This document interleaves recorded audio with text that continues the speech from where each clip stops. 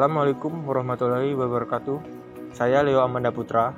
Kami dari kelompok 2 Teknik Penyuluhan ingin menyampaikan materi penyuluhan tentang kunci sukses pemupukan kelapa sawit. Perlu diketahui, pemupukan adalah proses penambahan unsur hara pada tanaman yang kekurangan nutrisi. Kunci sukses pemupukan terdiri dari 4T: tepat, dosis, cara, waktu, dan jenis. Nah, untuk lebih lengkapnya, mari kita simak video yang akan dijelaskan oleh rekan-rekan saya. Baiklah, perkenalkan saya Firda Wahyuni. Di sini saya akan menjelaskan bagaimana cara pemupukan di pre-nursery. Pemupukan dilakukan pada periode ketika bibit berumur 0-3 bulan. Pemupukan daun dengan cara penyemprotan dapat dilakukan jika daun pertama sudah keras. Rotasi dengan dosis yang sama diberikan per minggu. Setelah dilakukan penyemprotan, bibit tidak boleh disiram air di pagi hari aplikasi karena dapat menyebabkan pencucian terhadap pupuk yang telah diaplikasikan. Penyiraman air di sore hari perlu dilakukan untuk menghindari terbakarnya daun. Sekian penjelasan dari saya. Perkenalkan, nama saya Doni Saputra. Saya akan menjelaskan pemupukan di nursery. Nursery yaitu berumur 4 sampai dengan 12 tahun. Untuk teknis pemupukan di nursery itu di lingkaran bibitnya antara 5 sampai 8 cm dari pangkal bibit. Untuk teknis pemupukan di bulan 4, 5, 6, 8, 10, 12 itu menggunakan pupuk majemuk NPK 12 12 12 dengan rotasi 2 kali. Untuk di bulan 7, 9, 11 itu menggunakan 2 jenis pupuk majemuk NPK 12 12 12 dan pupuk Kisrit rotasi 1. Baik, saya Didi Yulianto. Di sini saya akan menjelaskan tentang pemupukan pada TBM, yaitu tanaman belum menghasilkan. TBM yaitu sejak penanaman di lapangan sampai mulai panen, biasanya sekitar umur 3 tahun.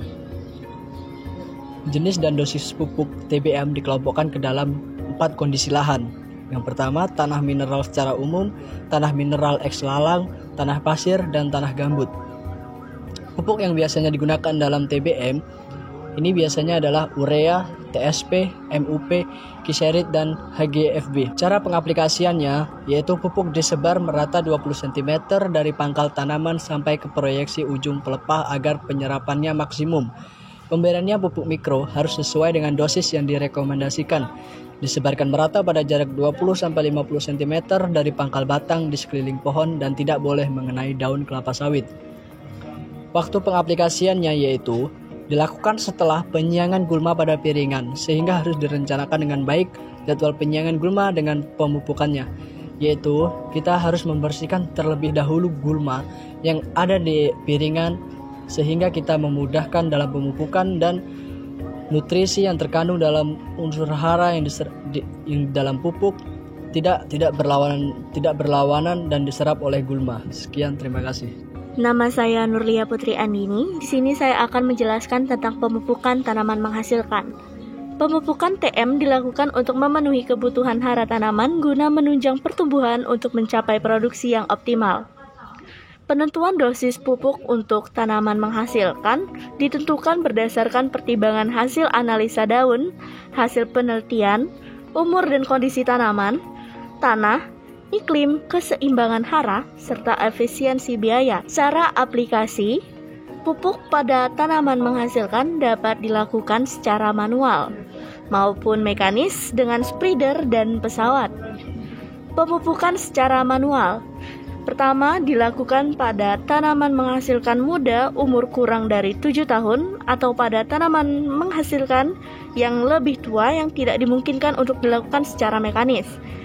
2. Pada tanaman menghasilkan muda, pupuk ditabur merata mulai batas luar piringan menuju ke dalam dengan lebar 1 meter. 3. Pada tanaman menghasilkan remaja dan tua, pupuk ditabur mulai batas luar piringan ke arah luar sebaran 1 meter. 4. Pupuk fosfat untuk tanaman menghasilkan muda diberikan di piringan, sedangkan pada tanaman menghasilkan remaja dan tua diberikan pada tumpukan pelepah maupun di atas bahan organik. 5. Aplikasi pupuk harus dilakukan dengan sistem untilan. Waktu pengaplikasian, pada situasi yang normal, semua hara makro, N, P, K, dan Mg harus diberikan sebelum pemberian unsur mikro B, Cu, dan Zn. Pupuk diaplikasikan pada saat kondisi lembab yang umumnya pada awal dan akhir musim hujan. Sekian video penyuluhan dari kelompok 2 BPDP 9. Jika ada kesalahan, kami minta maaf. AKBY Jaya! Pupuk optimal, aksi maksimal. Wassalamualaikum warahmatullahi wabarakatuh.